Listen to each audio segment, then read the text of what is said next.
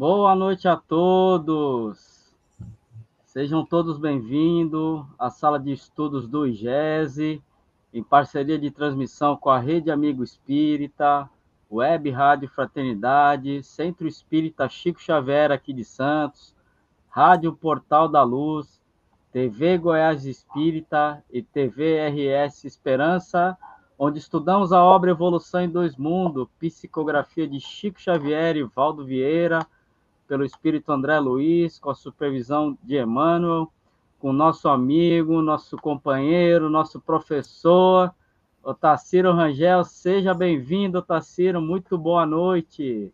Boa noite, Ronaldo, boa noite, Ana. Oi, hoje a Ana está fazendo aniversário, não, amanhã, né? Amanhã, Vai fazer aniversário, então aproveitamos aqui para desejar um lindo aniversário, que ela tenha força sempre para seguir em frente com o trabalho bonito que ela está realizando. Mas é muito bom a gente já estar junto aqui com todos, o pessoal todo já chegando aí, a maior parte do pessoal já entra logo, então é muito bom. Com 3 novos membros, né, professor? Isso. É a Daniela, a Jamila. Você coloca a Daniela para o pessoal conhecer também? Isso, a Daniela, que está aqui. Isso, Daniela Franco. A Jamila. Aí tem a Jamila Valente. E o César. E o César Reis. Então, sejam bem-vindos também, os companheiros de estudo. Eu também quero deixar aqui meu parabéns para minha amada esposa, que ela tenha muitas felicidades na vida dela e que ela também tenha muita paciência pela longa jornada que ainda vai ter comigo. Um beijão. Amo você. É isso aí mesmo. Mulher tem que ter paciência com o marido. Marido não é fácil, não. Não. Se fosse fácil, não precisava delas, né, professor? Coitada. Mas ela escolheu, né? Ela falou que sim, então tá tudo certo, né? Pois é, então, é isso aí. Mas a gente não pode deixar elas se arrependerem, viu? Não, eu lembro ela toda hora. Você disse sim, agora se vira.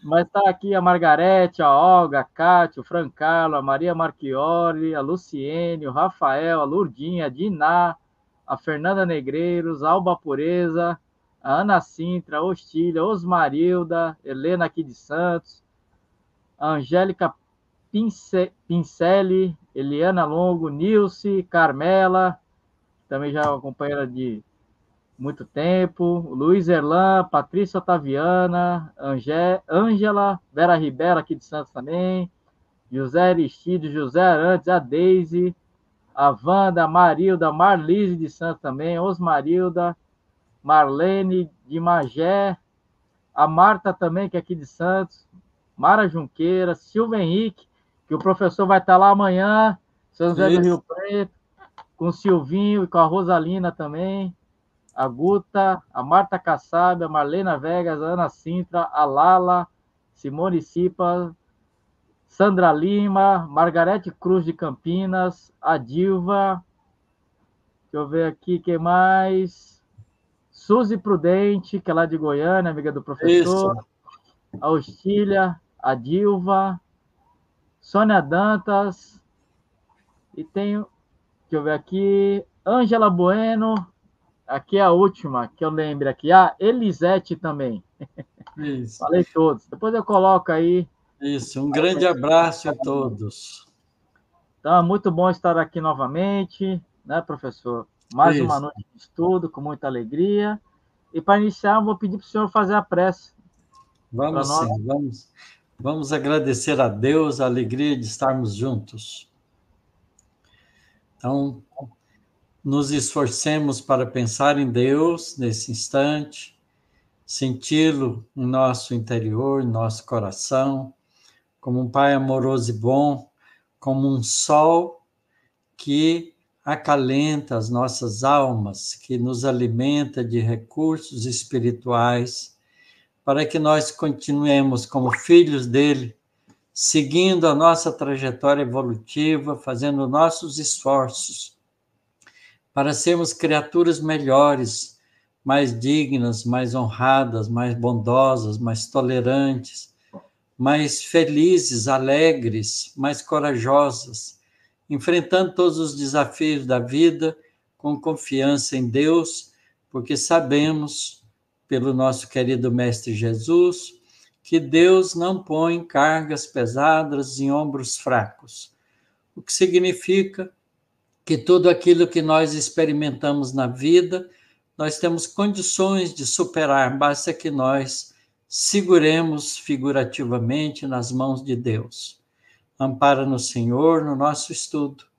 Abençoe a todos nós, a cada um de nós aqui presentes, para que todos nós possamos aproveitar bastante os ensinamentos que André Luiz nos envia através desse livro tão generoso, que faz parte da nossa literatura, graças ao esforço maravilhoso de Chico Xavier e Valdo Vieira, que se destinaram ao trabalho mediúnico de trazer orientações do mundo espiritual para todos nós.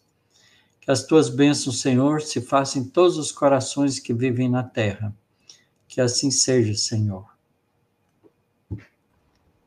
Que assim seja. Então, hoje, professor, capítulo 17, Desencarnação.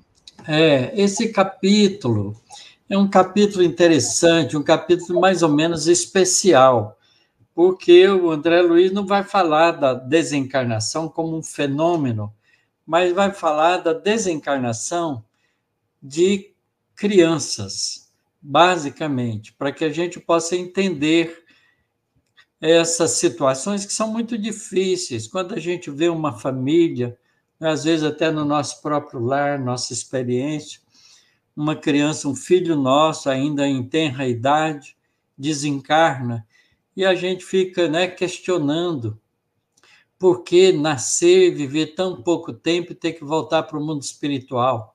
Quais são as razões que levam um espírito a experimentar uma reencarnação de curta duração? Então, há várias razões para isso, e André Luiz vai responder aqui a maioria delas, das razões que são mais preponderantes nessa experiência que ocorre entre nós, porque nós estamos no mundo de expiações e provas, onde expiações difíceis ainda ocorrem em nossas vidas.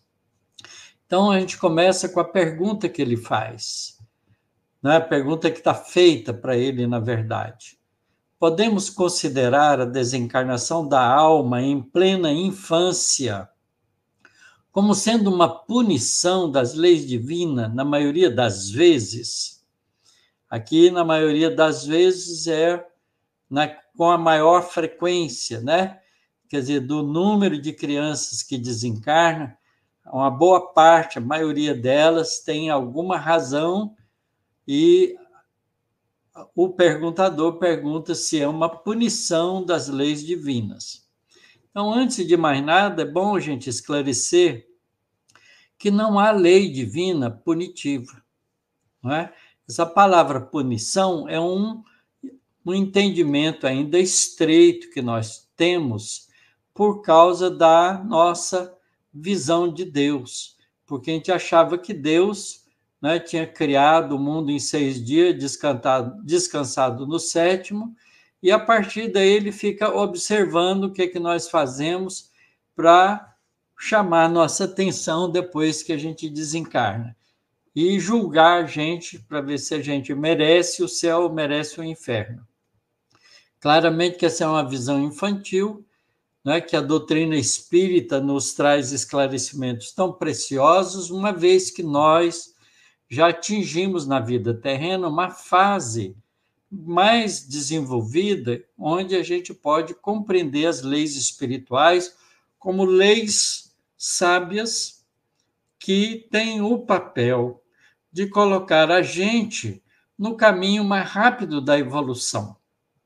Então, elas não são leis punitivas, são leis que mostram para nós o resultado das nossas escolhas, das nossas ações, para que nós possamos, então, a partir da experiência de escolher uma dada situação, agir nela e depois experimentar as consequências para saber se elas são adequadas ou não, e seguir um caminho mais justo, mais correto para a nossa aquisição da plenitude espiritual que todos nós desejamos, com a felicidade plena.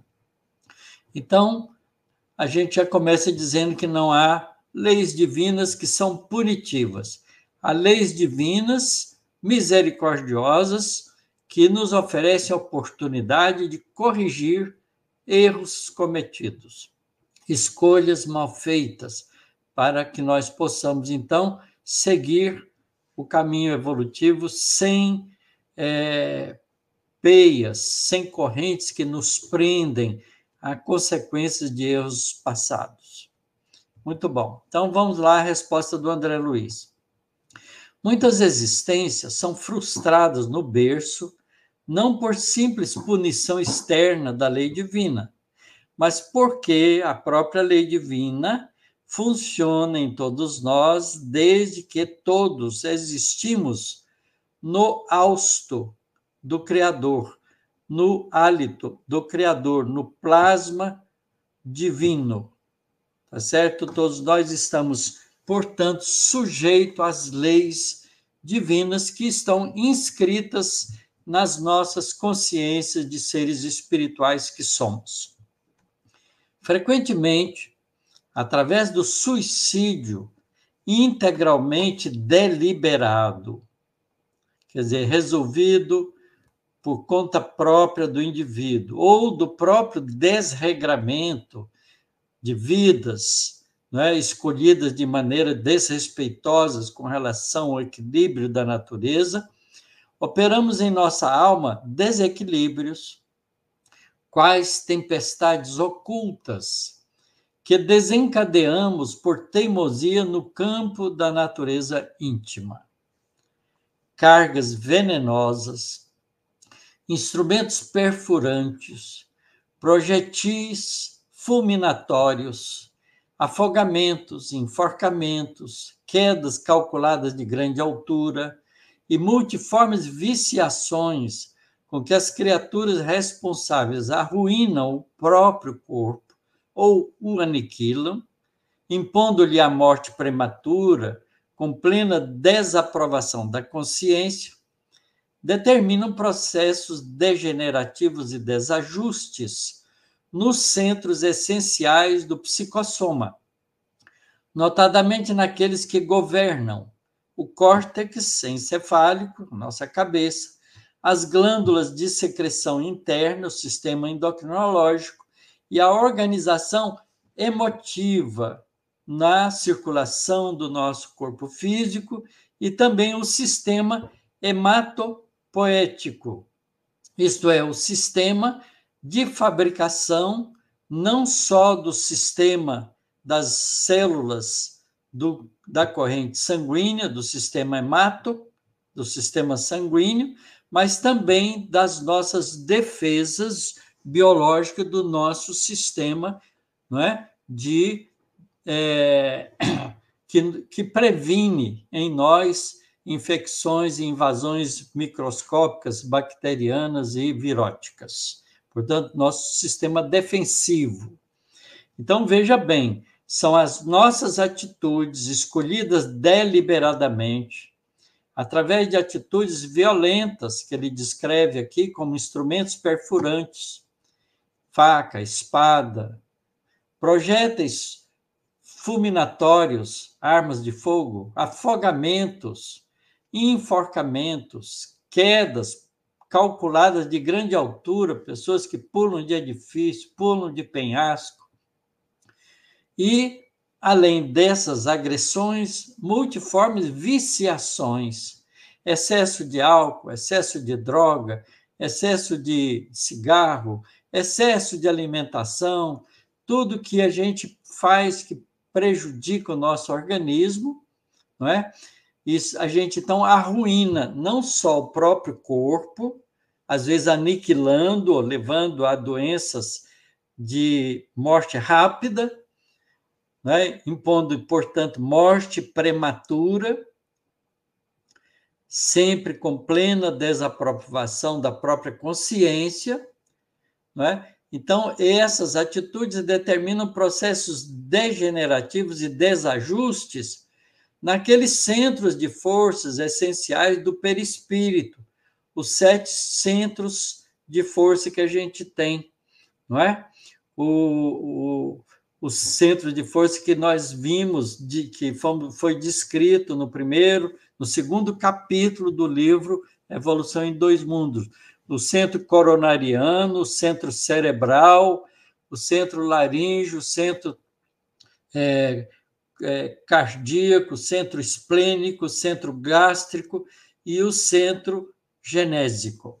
Esses centros de força ficam afetados pelas nossas decisões agressivas ao nosso próprio corpo físico, à nossa própria vida, gerando com isso consequências, não é?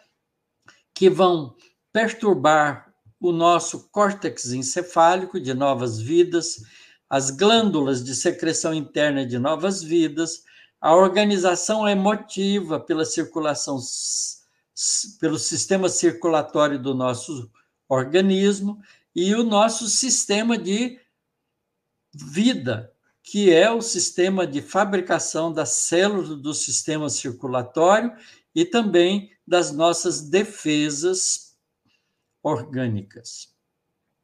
Então, ante o impacto da desencarnação provocada, semelhantes recursos da alma entram em pavoroso colapso, sob traumatismo para o qual não há termo correlato na diagnose terrestre.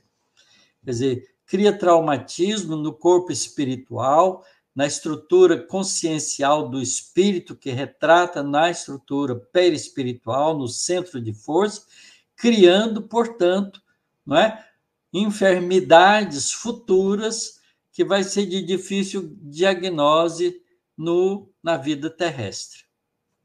Indescritíveis flagelações que vão da inconsciência descontínua, perturbação da nossa inconsciência, também à loucura completa, senhoreiam estas mentes torturadas por tempo variável, conforme as atenuantes e agravantes da culpa, das escolhas mal feitas, induzindo as autoridades superiores, os espíritos bondosos, a reinterná-las no plano carnal, isto é, de nos ajudar no processo reencarnatório, quais enfermos graves, nascendo em celas físicas de breve duração, para que se reabilitem gradativamente com a justa cooperação dos espíritos reencarnados na nossa família, cujos débitos com eles se afinem. Então, a gente não nasce no lar errado. É muito importante a gente compreender que há todo um processo de misericórdia, mas que não nos isenta das nossas responsabilidades assumidas com o nosso livre arbítrio. E ele, então, vai descrever situações. Eis porque um golpe suicida no coração, pessoa que atinge o próprio coração, acompanhado pelo remorso, causará comumente diátese hemorrágica. O que é diátese hemorrágica? Vamos ler esse pedacinho, depois a gente explica. Causará comumente diátese hemorrágica, com perda considerável da prototrombina, que é uma proteína do sangue, naqueles que renascem para tratamento de recuperação do corpo espiritual em distonia. Então, vamos lá. Eu anotei aqui para a gente saber.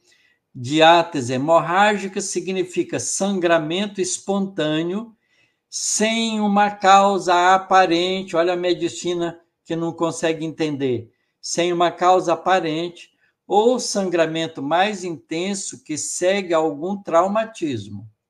É causado por distúrbios na parede vascular, alterações das plaquetas do sistema que produz nossas células da corrente sanguínea, deficiência de fatores de coagulação, aí a prototrombina entra nisso, ou aumento da quebra de coágulos. Então, veja, a protrombina é uma proteína produzida no fígado que é fundamental para a coagulação sanguínea.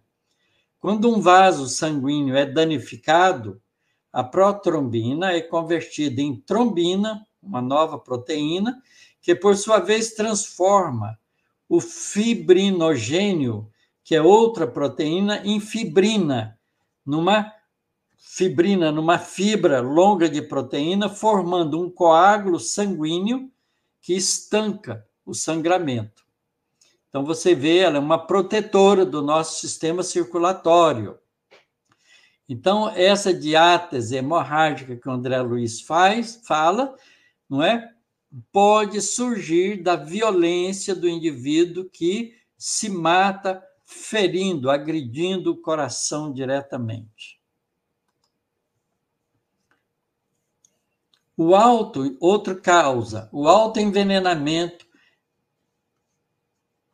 ocasionará nas mesmas condições deploráveis desarmonias nas regiões psicossomáticas correspondente à medula vermelha, no centro de força esplênico e cardíaco, conturbando o nascimento das hemácias. Medula vermelha são as medulas do nosso osso que produz as células da corrente sanguínea. Nós já falamos isso em outros estudos de capítulos anteriores aqui.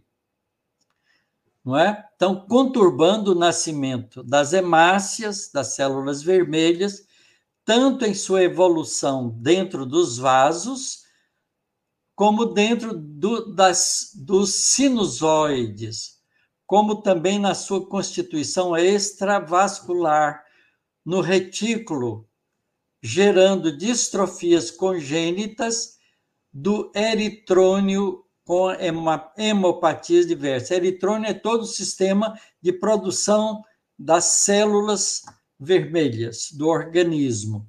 Então, vamos ver o que é essas palavrinhas mágicas aqui que o André Luiz usa para nós. Então, ele fala que sinusoides são um tipo de capilar sanguíneo que se caracteriza por ter paredes delgadas, calibre, grossura, irregular e maior do que a de um capilar normal.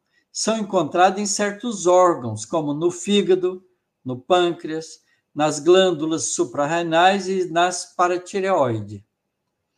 Vocês vejam que é muito importante a gente compreender que a gente está lesando os centros de força do nosso organismo perispiritual, que vai se retratar em disfunções celulares do nosso corpo, gerando consequências das nossas ações de violência provocada pela agressão ao coração ou autoenvenenamento.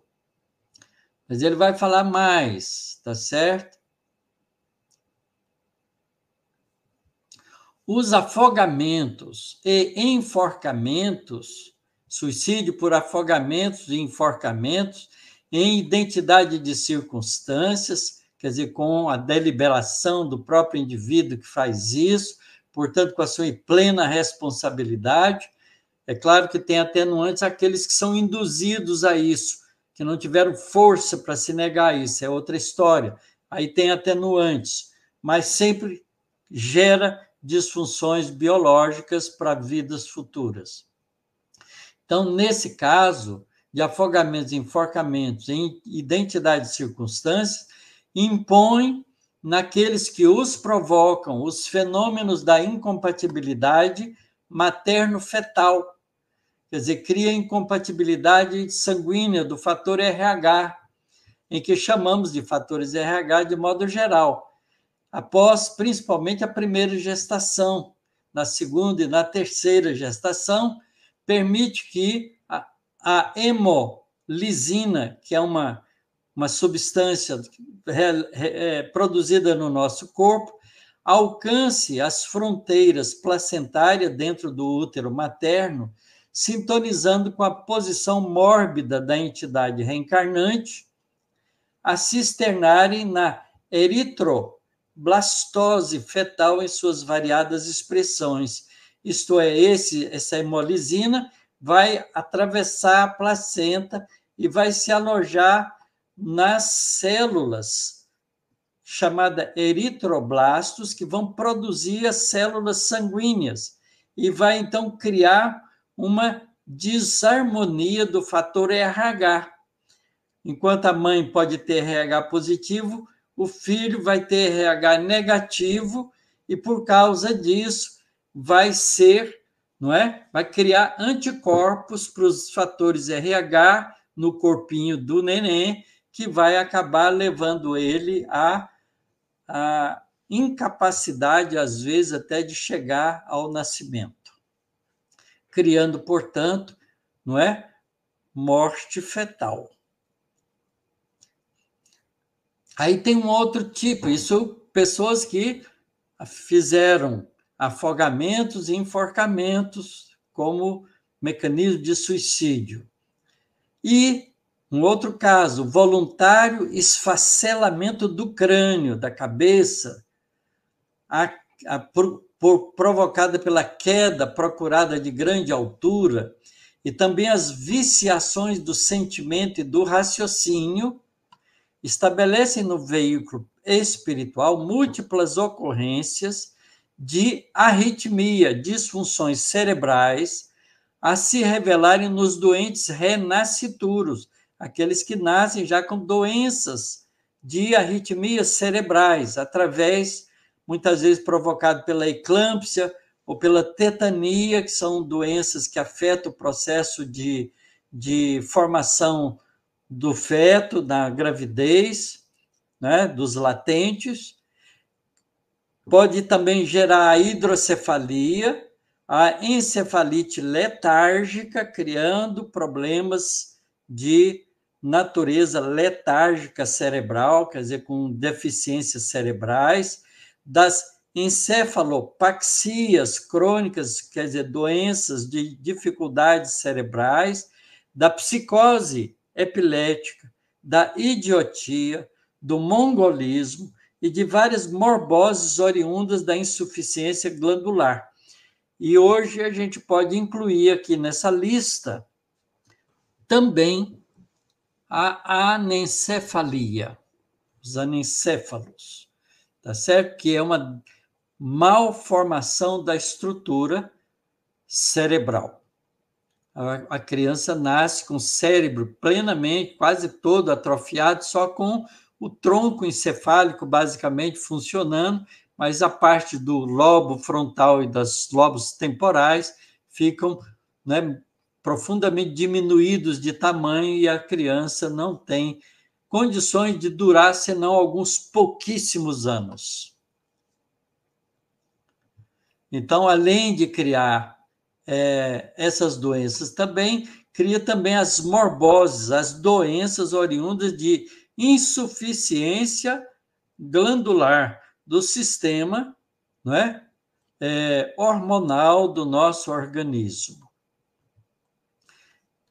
Continua André Luiz. Claro está que não relacionamos nessa sucinta, resumida apreciação os problemas do suicídio associado ao homicídio. A pessoa mata o outro, depois se mata a si mesmo, os quais muitas vezes se fazem seguidos em reencarnação posterior do infeliz por lamentáveis reações com a morte acidental ou violenta na infância, traduzindo estação inevitável no ciclo do resgate.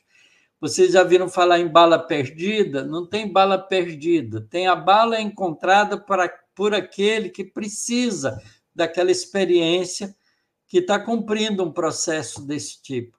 Veja como a justiça divina fica claramente compreendida, porque o próprio espírito gera essas dificuldades para si mesmo e acaba morrendo na infância, com todas essas consequências de enfermidades geradas pelo suicídio, pelo abuso corporal, por tudo aquilo que a gente faz que violenta a nossa organização biológica tão preciosa, tão maravilhosa que Deus nos concede no processo reencarnatório.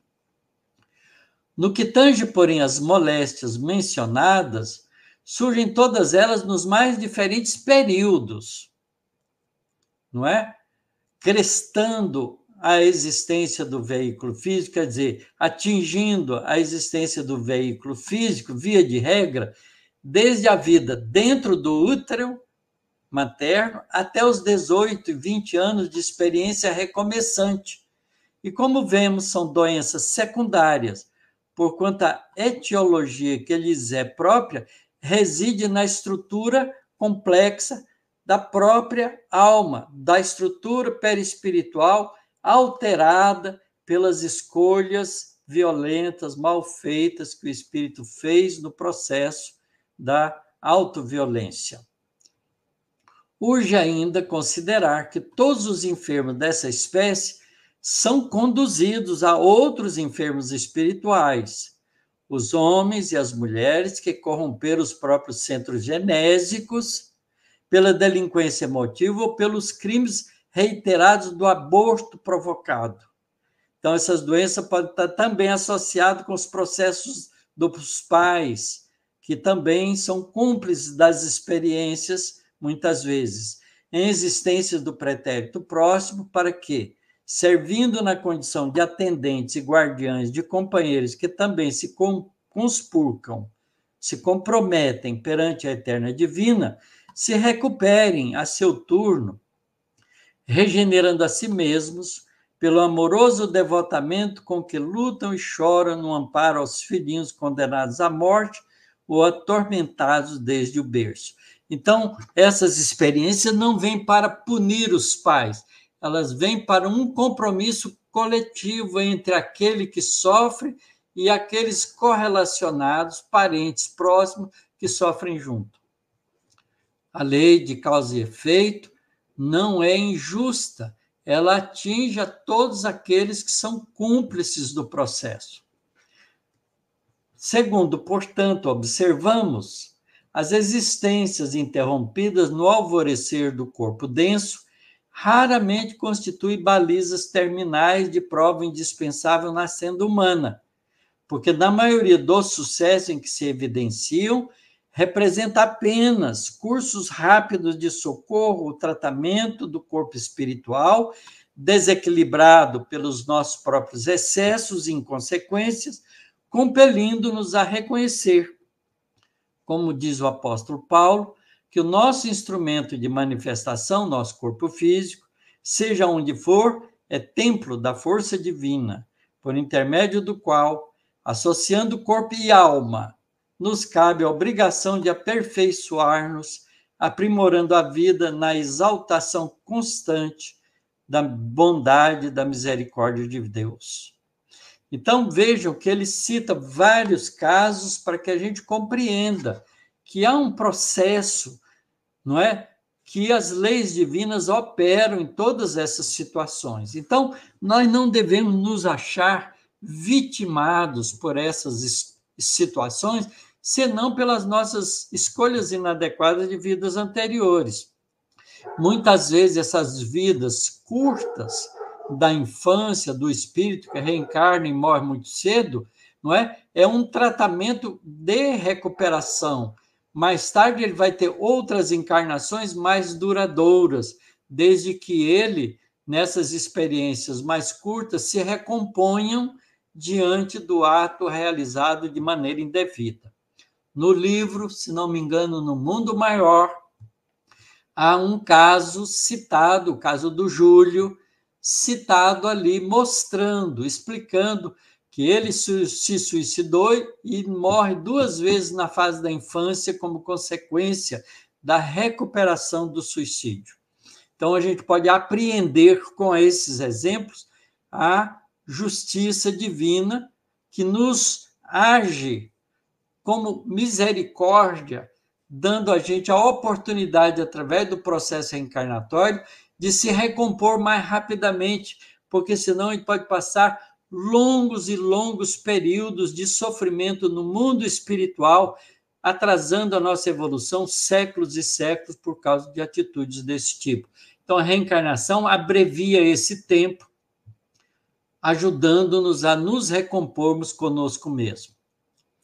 Depois dessa resposta à primeira pergunta, há uma outra pergunta, mais duas perguntas nesse capítulo. Há casos de desencarnação estando o espírito desdobrado, por exemplo, nas zonas umbralinas e o corpo em estado comatoso?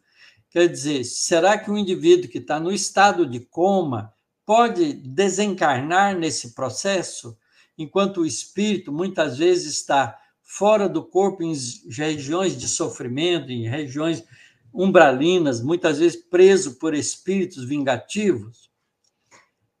André Luiz responde que isso pode acontecer perfeitamente do ponto de vista da exteriorização do pensamento, depende do espírito que está preso a essa situação. Muitas vezes são compromissos espirituais do passado que não há como fugir, porque céu e inferno, exprimindo equilíbrio, perturbação, alegria e dor, começam invariavelmente em nós mesmos, com as nossas inadequadas escolhas do passado. Outra pergunta. Os espíritos encarnados que sofreram desequilíbrio mental de alta expressão voltam imediatamente à lucidez espiritual após a desencarnação? Isso é também uma questão importante que a gente às vezes não sabe responder, mas aqui o André Luiz está dando a resposta para nós. Isso nunca sucede, porquanto a perturbação dilatada exige a convalescência indispensável, cuja duração, naturalmente, varia com o grau de evolução do enfermo em reajuste. Então, é bom que a gente saiba que se a gente passou uma encarnação inteira com disfunções de perturbação, não é, cerebral, sem a lucidez espiritual, não é, com um desequilíbrio mental de alta expressão, quando a gente desencarna, a gente, como ser espiritual, voltando à vida espiritual, não recupera a lucidez espiritual de momento, não é? De inopino. Ao contrário, a gente tem um tempo de convalescência que vai variar de acordo com a evolução do espírito que passou por aquela experiência. Então, é esse o tema trazido por esse capítulo. Então, eu queria aproveitar e dar algumas informações para vocês, para que a gente possa entender um pouco melhor essas ocorrências que a gente tem. Então, vejam bem, o número anual de suicídio no mundo é da ordem de 700 mil suicídios por ano. 700 mil é a população, né? 3 vezes a população de São Carlos. A cidade de São Carlos, onde eu moro, tem da ordem de 240 mil habitantes. 3 vezes o número de habitantes da cidade que eu moro, isto é, 700 mil pessoas no mundo cometem suicídio por ano. No Brasil, esse número atinge a cerca de 30 suicídios por hora. A cada 45 minutos, uma pessoa se mata no Brasil. Então, a gente fica admirado de ver tantos problemas com a infância, mas é só fazer uma contabilidade. A gente vai ver que tem uma correlação forte, tá certo? Agora, a gente também tem um outro tipo de problema que ele cita, que é o aborto. O número de abortos por ano no mundo passa de 40 milhões de abortos por ano. A grande maioria desses abortos são criminosos. É muito número, é muita gente praticando insanidades e criando problemas espirituais futuros. No Brasil, cerca de 800 mil mulheres praticam aborto todos os anos. E às vezes não praticam um só, praticam 1, 2, 3 abortos. Desses 800 mil mulheres, 200 mil recorrem ao sistema, não é, o SUS é o sistema de saúde no Brasil para tratar as sequelas de procedimentos mal feitos. Olha, dos 800 mil mulheres que praticam aborto, da ordem de 200 mil procuram, depois de provocar o aborto, o SUS para tratar as sequelas de procedimentos mal feitos, que são abortos feitos sem critério, né, médico algum. Então, isso significa que existem 600 mil mulheres que praticam aborto com mais controle, e isso envolve a responsabilidade de muitos médicos que fazem o aborto clandestinamente, porque no Brasil é proibido o aborto sem uma razão justa. Para a Organização Mundial da Saúde, a OMS, a situação no Brasil pode ser ainda mais alarmante, porque essa estatística não é bem feita. O número de abortos pode ultrapassar 1 milhão de mulheres, só no Brasil. E no mundo dá ordem de 40 milhões de pessoas. Então, é claro que a gente tem que enxergar no nosso planeta Terra um mundo de sofrimentos. E a gente está vendo que isso se cumpre porque a lei de causa e efeito, que não quer a perdição do espírito, porque Deus nos ama, oferece recursos para que a gente, através da reencarnação, vá sofrendo as consequências das escolhas mal feitas e consertando as nossas atitudes para um futuro melhor. Muito bem, podemos conversar agora a respeito desse tema, onde certamente muitos de vocês que estão me ouvindo, né, devem estar cheios de dúvida e de vontade de receber mais esclarecimento que a gente pode aprender juntos. Eu, professor, fiquei alarmado com esse número. Fazendo as contas aqui, é 1/4 da população do Brasil por ano que praticamente, né, comete suicídio no mundo. No mundo, No Brasil, uma parte menor, né? Não, estou falando, é 1/4 da população, né? A população, mas um quinto. Mas no ranking dos países que cometem, por exemplo, suicídio, o Brasil está no 8º lugar. Nossa. E tem mais, a quantidade de suicídio na fase da adolescência é enorme. No Brasil ou no mundo? Tanto no Brasil quanto no mundo. E há também nos idosos. Os idosos também, geralmente, no caso dos idosos, os suicídios são mais contundentes.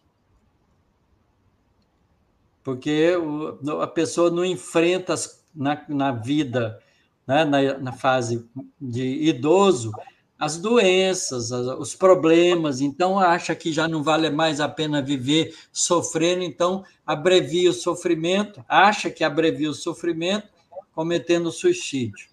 Acho que e aí se candidata a problemas piores.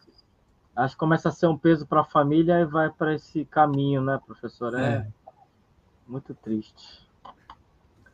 Aqui a Beth colocou, muito importante essas informações sobre as consequências do suicídio no perispírito. É isso mesmo, Beth, e é por isso que André Luiz faz esses esclarecimentos, porque a gente precisa saber o que a gente está fazendo com a própria vida.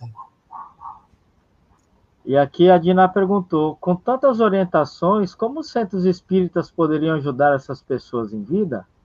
Esclarecendo. O esclarecimento ajuda a pessoa a ter mais responsabilidade nas escolhas, porque muitos de nós acham, né, que o suicídio resolve porque não acredita que a vida continua e não sabe como a vida continua. E a doutrina espírita é uma porta aberta para esses esclarecimentos. Então, a gente tem que esclarecer que nós somos espíritos imortais, que nós somos responsáveis pelas reencarnações, que a reencarnação é uma lei divina para o nosso progresso, para os nossos reajustes.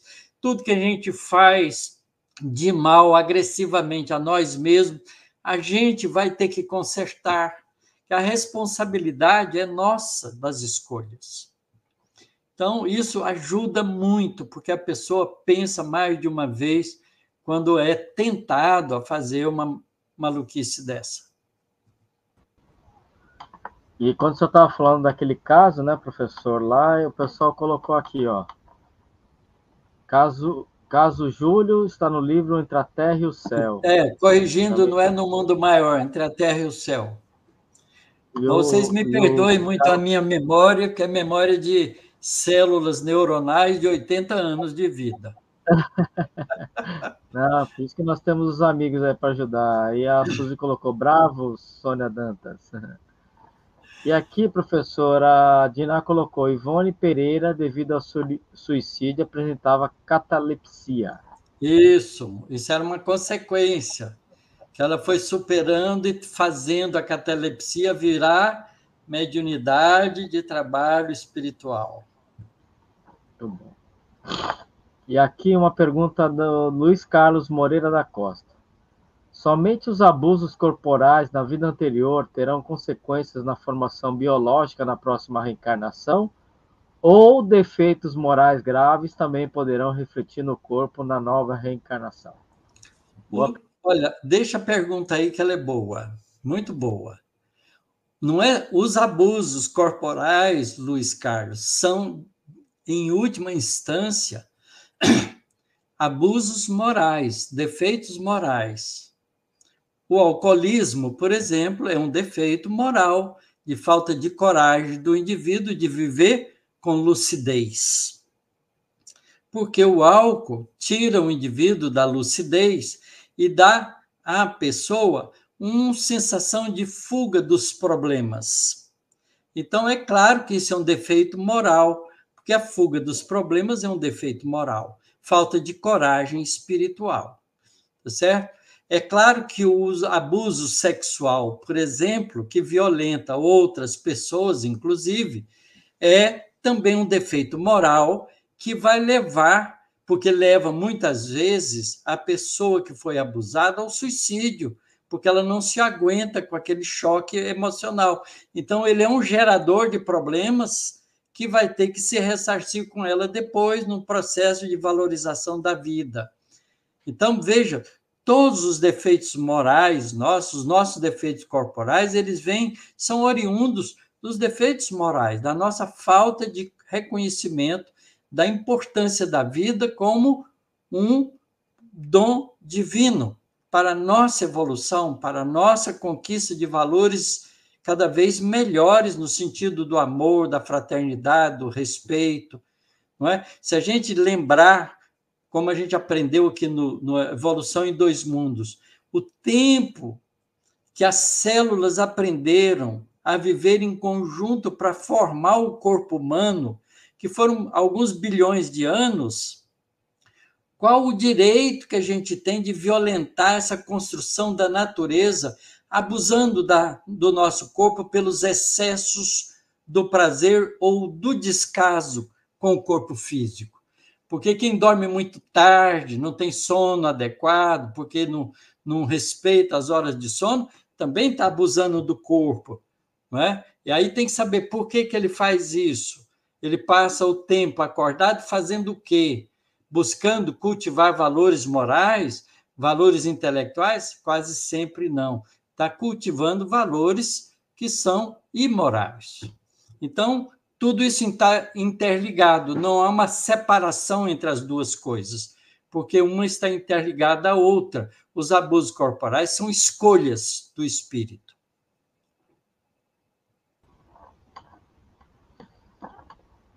E a próxima pergunta aqui, professor, é da Olga. Otacílio, alguém desencarnou e pensa que ainda está na vida física como não se tivesse desencarnado. Pode-se dizer que essa pessoa morreu, porém não desencarnou? Gratidão pelos esclarecimentos. Aqui a gente tem que compreender os dois fenômenos, o que é a morte e o que é a desencarnação. A morte é a cessação da vida corporal, quando o coração, em última instância, parou de bombear oxigênio para todo o corpo físico, as células sem oxigenação morrem. Então, a morte do corpo, em definitivo, é a parada cardíaca. A gente sabe que tem a morte troncoencefálica, quer dizer, o nosso cérebro para de ter as funções neuronais, mas o coração ainda continua batendo, porque uma parte do tronco encefálico ainda pode estar funcionando debilmente. Então, o corpo pode ficar vida vegetativa. E se tiver ligado a máquinas que impulsionam a circulação sanguínea e faz o coração, faz o pulmão respirar, respiração mecânica, o corpo fica sendo oxigenado e a vida vegetativa continua. Então, isso é o que vai levar à morte do corpo físico. Se você desliga essas máquinas e o corpo morre, morreu o corpo, o médico atesta que não há mais circulação sanguínea, acabou a oxigenação, o corpo morreu, ele dá o atestado de óbito. Mas o espírito não se desliga do corpo imediatamente, mesmo quando a morte do corpo já ocorreu, como a gente vê nos esclarecimentos de todos os estudos feitos sobre a desencarnação. Então, a desencarnação só se dará quando o espírito estiver completamente desligado dos centros de força do corpo físico. E o último que separa é o centro coronariano. Então, quando desliga o centro coronariano, o espírito está absolutamente desencarnado, isto é, não há como voltar. Mas ele pode ainda, assim, achar que continua vivo no corpo físico, porque ele é muito ligado à vida material, ele fica condicionado psiquicamente à vida material e não se percebe desencarnado, porque ele tem um corpo espiritual que tem a mesma forma do corpo físico. Então, ele olha para si mesmo e se vê igual. Então, ele acha que não morreu, porque ele não foi instruído nisso. Mas se for espírita, vai compreender. Mas se não é espírita, não vai compreender. Porque o espiritismo ensina isso para a gente antes. Então, é como se o indivíduo fosse para um lugar onde ele não conhece nada.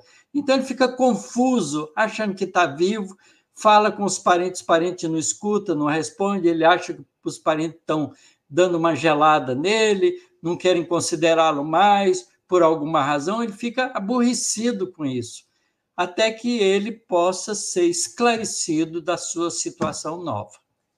Mas ele já está desencarnado, porque não há volta para o corpo físico. Espero ter respondido. Então quer dizer que ele morreu e desencarnou. Morreu e desencarnou. Primeiro a gente morre, depois desencarna. É que o desencarno é o desligamento, né, professor? Geralmente a desencarnação, na morte natural, né, a separação do espírito do corpo físico, leva de 12 a 24 horas, de um modo geral. Há casos que duram muito tempo e há casos que duram menos do que 12 horas, muito mais rápido. Depende do espírito. Então vamos lá. Próxima pergunta. Sônia Dantas. Professor, os autistas são espíritos em expiação? Com certeza, uma boa parte dos autistas estão em expiação. Há casos, Sônia, muito especiais de espíritos bondosos que nascem e planejam deficiências desse tipo para poder juntar no mesmo problema os parentes. Então, ele faz isso por sacrifício de amor. Mas esses casos são raríssimos.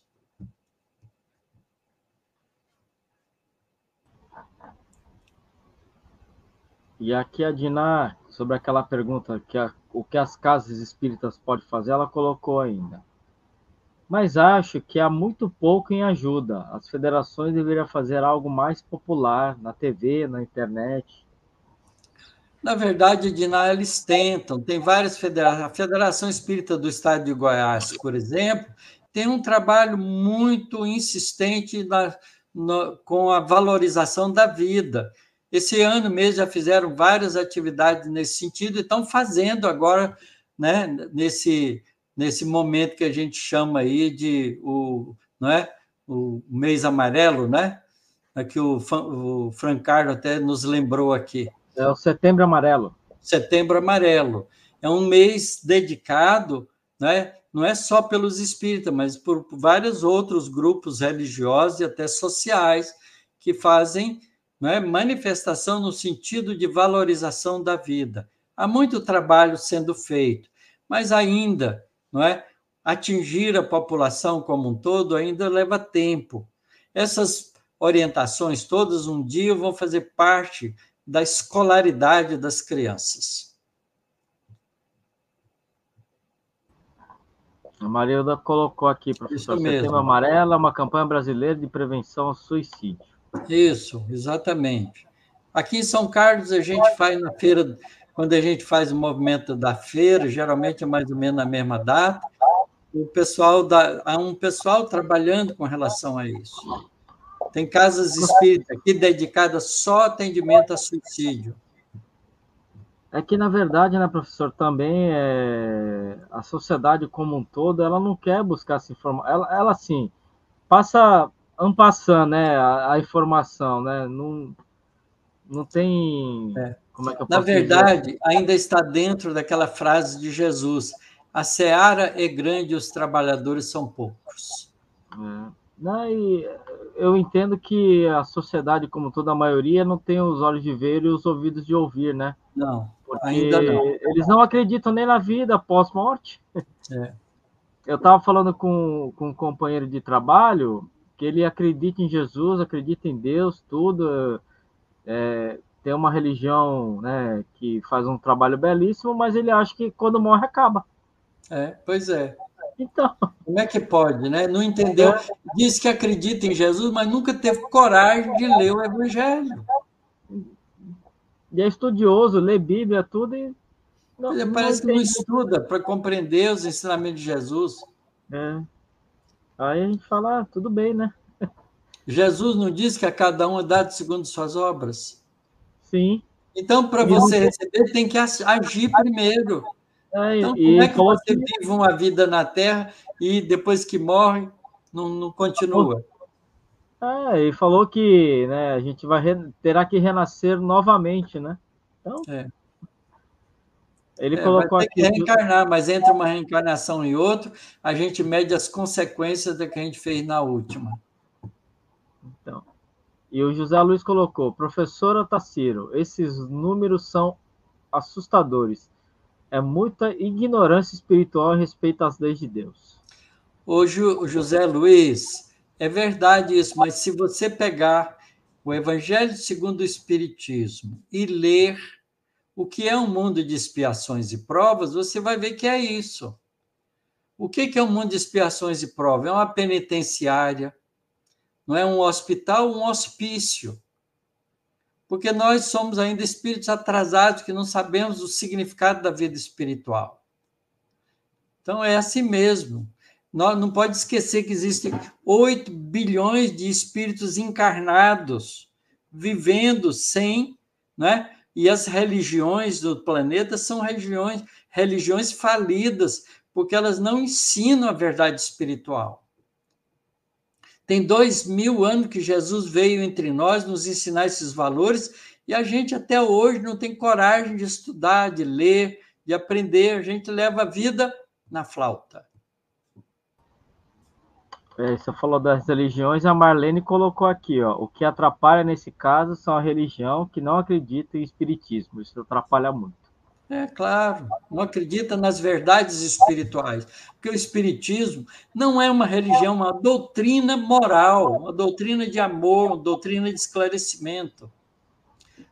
Todo mundo podia continuar com as suas religiões, mas estuda a doutrina espírita para se comportar bem onde estiver. Eu acho que foi Kardec que colocou que vai ser espírita católico, espírita protestante, Isso, espírita. porque a doutrina espírita não é a religião do futuro. A doutrina espírita é o futuro das religiões. É o contrário. Isso. E a Helena perguntou: quando uma pessoa está em estado vegetativo, desligar os aparelhos é uma eutanásia?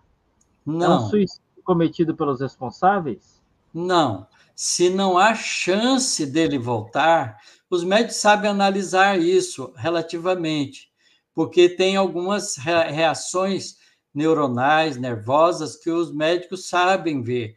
E quando não há chance, quando há um dano já na estrutura cerebral, então não há como fazer a pessoa voltar atrás. Então, desligar a aparelhagem é natural, porque manter a aparelhagem pode ser simplesmente continuar mantendo o espírito preso no corpo sem necessidade.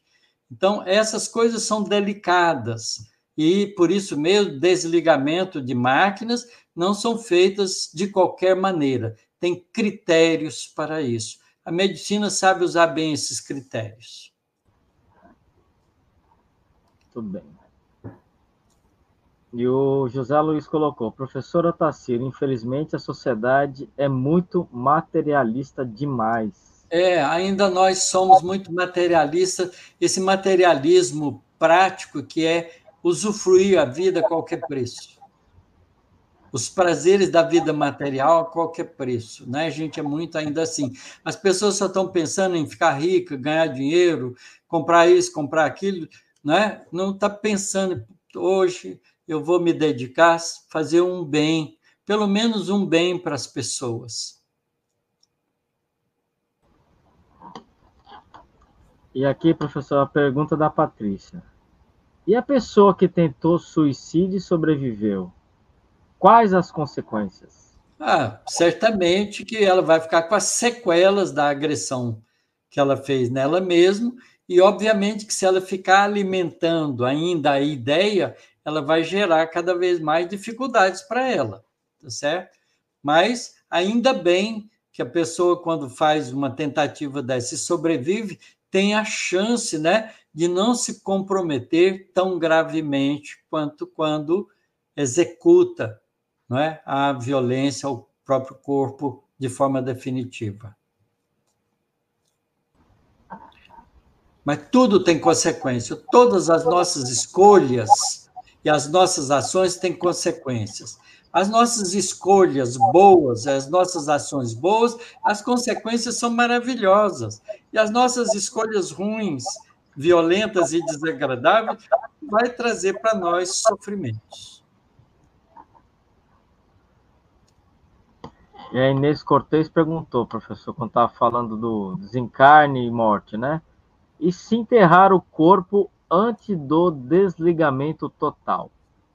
Pois é, isso depende da situação, cada caso é um caso. Isso já aconteceu muitas vezes, porque antigamente era difícil dizer se o corpo parou de funcionar mesmo, né? Hoje a gente tem recursos eletrônicos para fazer isso, porque a gente mede funções, né, circulatórias, funções cerebrais, e a gente tem mais detalhes sobre a observação disso. Antigamente era menos fácil. Então, muitas pessoas já foram enterradas sem ter morrido, porque estavam no estado letárgico. Aí morre lá dentro, no caixão. Isso não acontece também por acaso ou por acidente, tá certo? Os espíritos que passam por experiência desse tipo têm responsabilidades de escolhas inadequadas em vidas anteriores. Então, mesmo assim, a justiça divina não deixa ninguém sofrer sem uma razão provocada por ele mesmo e que possa redundar daquele sofrimento um melhoramento espiritual como consequência posterior.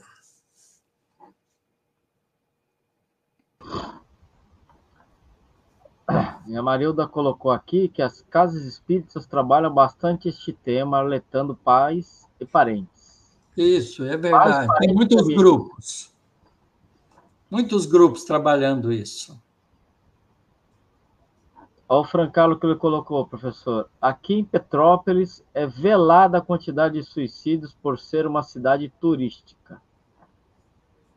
Tá certo. Quer dizer, as pessoas gostam de não dar notícias sobre isso, né? Aqui em Santos também, viu, professor? É difícil ouvir falar. Mas É uma estratégia política, né? Porque as pessoas estão preocupadas mais com os bens materiais do que com os bens espirituais.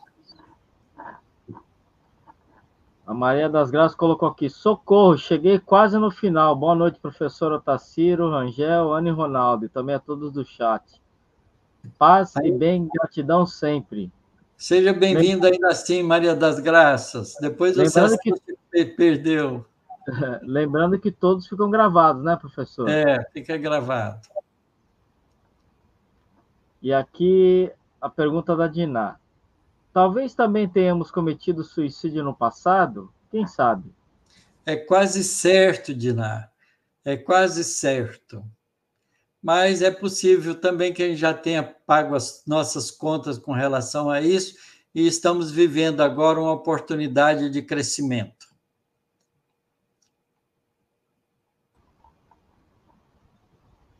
A Marlene colocou: são letargia e Catalepsia. catalepsia. Catalepsia, já chamada morte aparente. É. E aqui, professor, tem uma colocação da Kátia. O entendimento dessas pessoas que pensam, morreu, acabou, eu penso que seja uma fuga psicológica. Receio de enfrentar a verdade pela consciência. É verdade, isso é um pouco disso também, Kátia, você tem razão. Mas, na verdade, a alma, o ser humano ainda é um ser complexo. Não é que a gente, às vezes, olhando de fora, não sabe a motivação interna que a pessoa está carregando, os sofrimentos, as angústias que ela tem. Então, antes da gente procurar, não é, entender muito a coisa, a gente tem que ajudar naquilo que está ao nosso alcance. Nós já tivemos experiências na casa espírita de estar ajudando pessoas que depois não aguentam e se matam. E a gente continua ajudando, porque a gente continua orando por ele mesmo como espírito, não é? Que ele já passa para o mundo espiritual, e muitas vezes a gente ajuda depois da desencarnação, porque eles acabam sendo trazidos nas reuniões para esclarecimentos maiores. Já tivemos experiências desse tipo nos grupos mediúnicos. É isso que eu falar, né, professor? Porque ele pode pensar assim, mas depois do desencarne não tem jeito, vai ter que Não tem enfrentar como, a realidade, né? é. O Francalo colocou: professor, o texto fala sobre consequências atuais de uma reencarnação anterior. Por que uma criança sem essa característica desencarna? Acidente automobilístico. Obrigado. Não, você não pense que o acidente automobilístico não está no contexto da experiência. Muitas vezes ele provocou a morte com uma pancada e agora vai desencarnar com uma pancada, com um acidente automobilístico. A gente não sabe avaliar porque a gente não conhece o caso em particular, mas não há desencarnação desse tipo que não tem uma razão de ser, porque é uma experiência, não é, curta, mas há espíritos que pedem uma reencarnação de tempo de duração curta para poder servir de aprendizado, não só para ele, como para aqueles que vão conviver com ele. Eu aconselho vocês, não é? Sugiro a vocês pegarem o livro Céu e Inferno, e lá nas Comunicações dos Espíritos, na parte final do livro, e ler nas desencarnações, nas vidas, né, nas experiências expiatórias, de expiação, né, comunicações de espíritos em expiação, e ler o primeiro caso, que é o caso do menino Marcel, do menino de 8 anos, que era conhecido como o doente do quarto número 4, o doente número 4. Leia um caso ilustrativo mostrando o indivíduo que pediu uma reencarnação que durasse pouco, com alto sofrimento, para que ele pudesse expurgar o resto das coisas que ele se sentia culpado, mas, ao mesmo tempo, como ele já tinha adquirido valores morais, ele fez isso com muita determinação e resignação, servindo de exemplo para a pessoa que sofre sem perder a confiança em Deus. É um exemplo lindo. Morre com 10 anos, 8, 10 anos.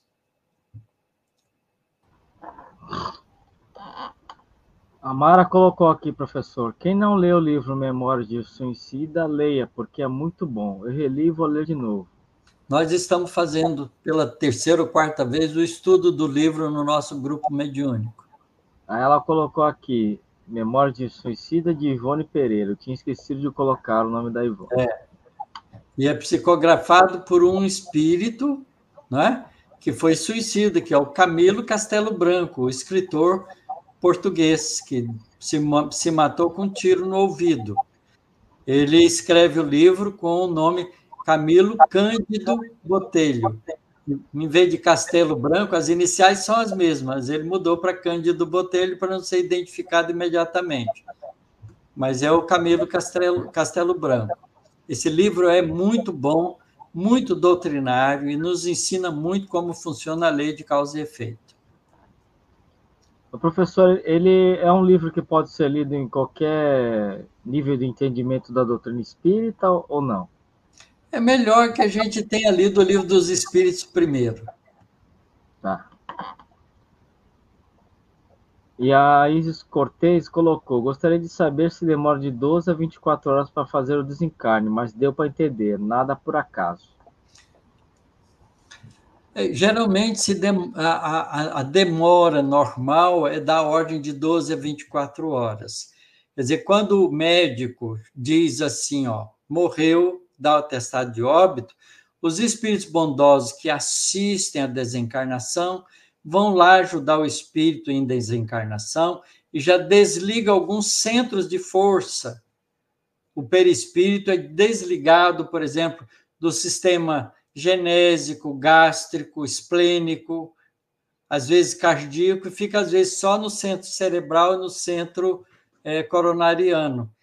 Espera-se um pouco, porque tem uma adaptação do espírito que fica meio perturbado nesse processo desencarnatório, e depois, então, antes do enterramento, ele é desligado completamente do corpo físico. Geralmente entre 24 horas por aí, né? Porque também os funerais duram geralmente da ordem de 24 horas também. No caso do indivíduo optar para cremação, então é lei no Brasil que se espera 72 horas para depois cremar o corpo, para dar tempo, né, do espírito se desligar completamente.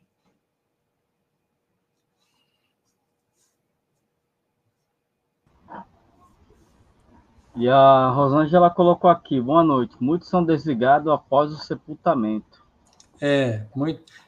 Mas são casos já que não são, que não estão no caráter de normalidade que eu estou falando. É claro, há espíritos que ficam presos no cemitério, presos ao cadáver, até a decomposição completa dele. Fica 20, 30, 50 anos ligado. É horrível.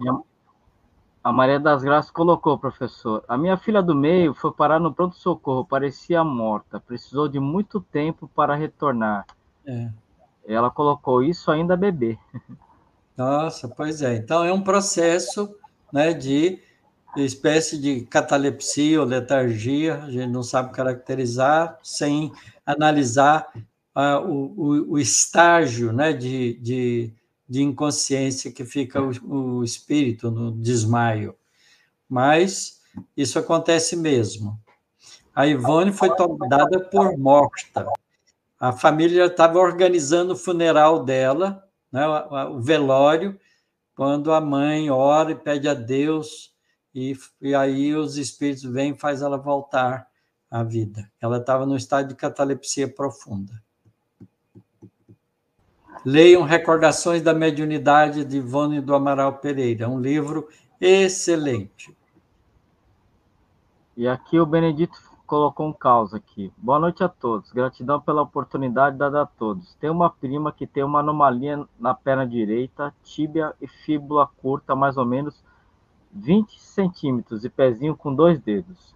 Uhum. Detalhe, nunca vi nem soube que reclamasse de sua deficiência física. Vejo um espírito de uma evolução maior que a minha, que às vezes me vitimizo.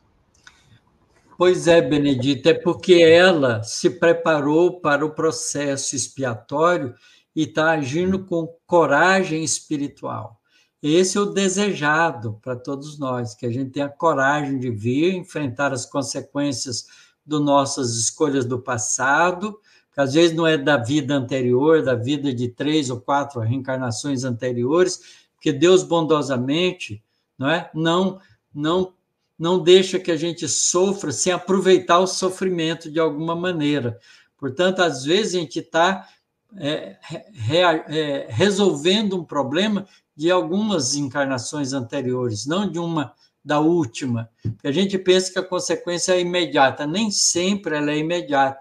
Às vezes a misericórdia divina espera, não é, que a gente se fortaleça entre outras encarnações para poder vencer aquilo depois com coragem espiritual, como a sua parenta está fazendo aí. Muito bom.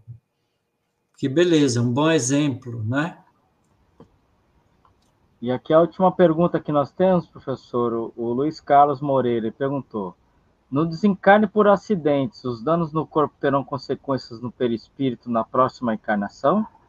Se eles tiverem responsabilidades na provocação do acidente, sim. Se não, não. Aí, o que funciona é a lei de responsabilidade. Se o espírito não tem responsabilidade pelo acidente, ele não provocou o acidente, ele não foi imprudente, não é impulsivo, então tudo bem, ele passou pela experiência que precisava dela, mas não guarda consequências disso depois. É claro que vai ter uma convalescência de volta ao mundo espiritual, porque é uma morte mais ou menos violenta. Mas a assistência espiritual se faz sempre, e a pessoa é ajudada no mundo espiritual. O professor Marlene colocou assim, ó: eu tenho o livro Céu e Inferno. E aí depois ela colocou: eu tenho um livro Memórias de um Suicida, mas tem muitas páginas. Pois é, vence as muitas páginas. Muitas páginas significa que tem muito, muito aprendizado para fazer. Então é bom que o livro seja que tenha muitas páginas, porque vai ensinar muito. Eu não tenho preguiça de ler livro grosso, não. E ela colocou que o tio dela morreu do coração, o funeral foi no mesmo dia e amanhã fará 7 dias. Muitas vezes, dependendo da situação, o funeral é feito no mesmo dia mesmo. O tio do meu neto, ela colocou, o tio do meu neto. Aqui no prédio também teve a mesma situação. E o Francaro fez a última pergunta aqui: como é o desligamento na morte súbita? Quase sempre tem assistência espiritual. Muitas vezes a morte súbita do corpo não significa que o espírito desencarnou. Às vezes ele fica ali ligado durante algum tempo ainda para depois ser desligado do corpo físico. A morte súbita do corpo não significa desencarnação súbita, a menos que seja uma coisa de violência muito grande. Às vezes o espírito, numa violência que vai acontecer, por exemplo, numa morte, num acidente de carro, que o indivíduo prevê que vai acontecer, às vezes o espírito desliga antes da pancada e não sente nada. Depende do mérito do espírito. Cada caso é um caso, gente. Não dá para a gente ficar padronizando essas coisas, porque cada caso é um caso, porque depende da evolução espiritual do espírito que está passando pela experiência.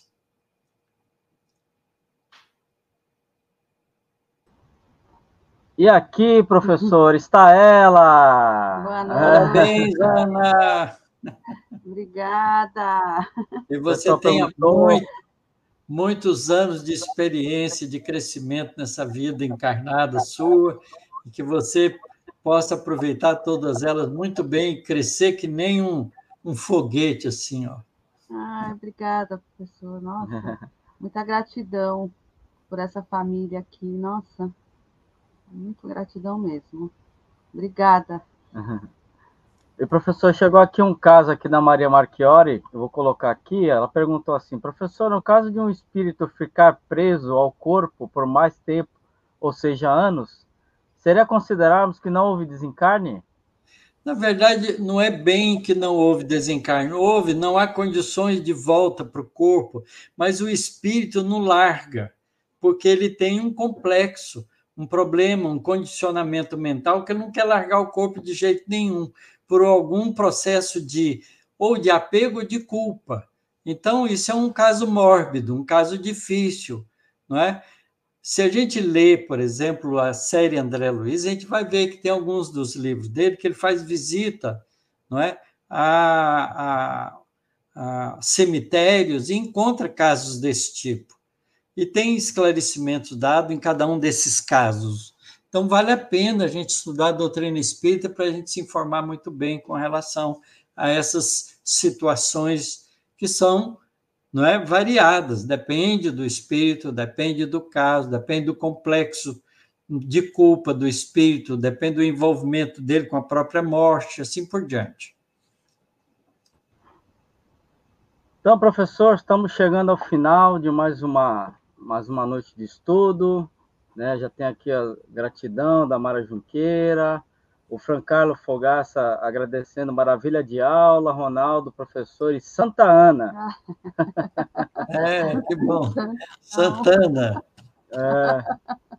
Parabéns a Maria Marchiori, a Lurdinha também dando parabéns, muita luz. Gente. Nossa. A Diná colocando aqui, gratidão, professor, ótima viagem, que amanhã você vai para São José do Rio Preto. Obrigado. A Angélica dando parabéns também. Gente, então, é só gratidão a Deus por mais uma noite de estudos. Eu vou pedir para a Ana fazer a nossa peça de encerramento, professor. Isso. Vamos lá. Vamos agradecer, somente agradecer pela oportunidade que nós temos de estarmos todos reunidos, todos interligados. Como o professor Otacílio sempre fala, com uma grande teia de espíritos afins que somos. Agradecer nesta encarnação, estarmos buscando entender, conhecer mais sobre cada um de nós, como espíritos que somos.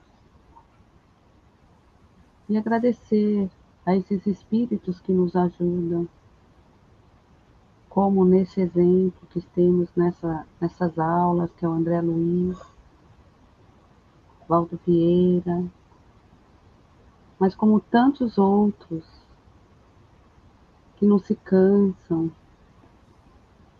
de tentar mandar informações para que possamos compreender a nossa verdadeira vida. E espíritos encarnados também, como exemplo nessa noite, nosso professor Otacílio, que divide seu conhecimento, seu entendimento, para que possamos, todos juntos, caminharmos nessa mesma direção, nesse mesmo entendimento. Gratidão, Senhor, que assim seja. Que assim seja. Que assim seja. Obrigado a todos e até a próxima semana, onde estudaremos Evolução e Destino, antepenúltimo capítulo, né, professor? Estamos chegando ao fim desse Evolução. Chegando ao final do livro.